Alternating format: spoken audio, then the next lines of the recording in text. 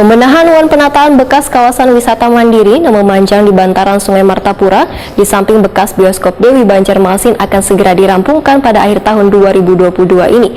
Kawasan KWM akan dirombak total mulai bulan September 2022. Perombakan dilakukan dengan menggunakan anggaran dari pihak ketiga atau investor.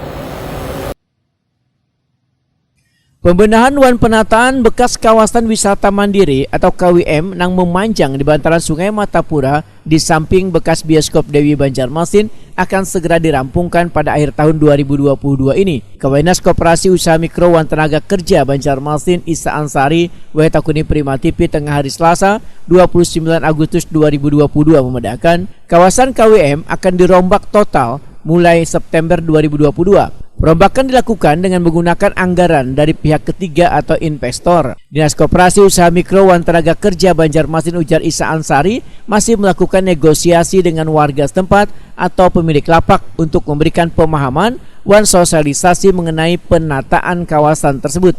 Menurut Isa Ansari, ini masih ada sekitar 15 lapak yang masih digunakan pemiliknya di bekas kawasan KWM ini.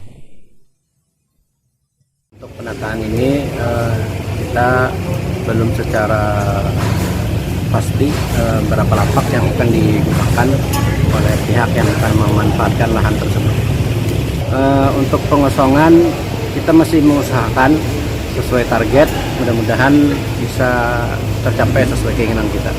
Saat ini kita melakukan nego dengan warga pengguna yang ada di sekitar itu untuk memberikan pemahaman ataupun sosialisasi berkaitan dengan penataan yang ada di lingkungan kawasan Jalan Pos. Ada berapa banyak itu, Pak? Ada tercatat sekitar 15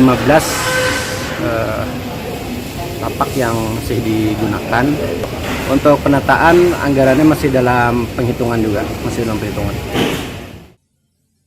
Isa Ansari menambahkan, bekas kawasan wisata kuliner kada tertata dengan baik, padahal keberadaannya di bantaran Sungai Martapura atau berseberangan dengan ikon Kalimantan Selatan yaitu Patung Bekantan, sehingga bila ditata dengan baik, maka wisatawan kada hanya bisa menikmati kuliner, namun bisa pula sambil bersantai melihat pemandangan Sungai Martapura.